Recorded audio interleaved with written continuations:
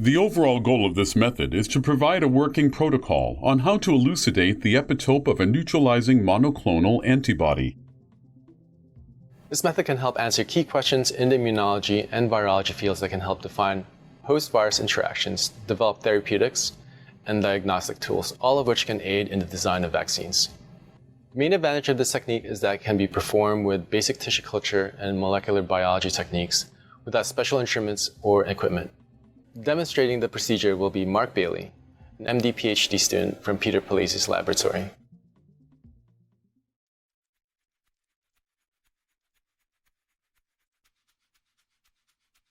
Begin this procedure with characterization of antibodies based on hemagglutinin inhibition, or HI, and neutralization activities as described in the text protocol.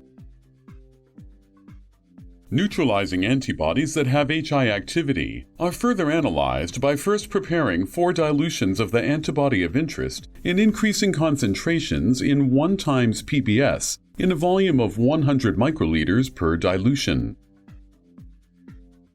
Next, prepare a virus stock of 1 million plaque-forming units per milliliter in 1 times ppb in a 400 microliter volume. Then mix 100 microliters of 1 million plaque-forming units per milliliter of virus with 100 microliters of each antibody dilution, or 100 microliters of 1 times ppb.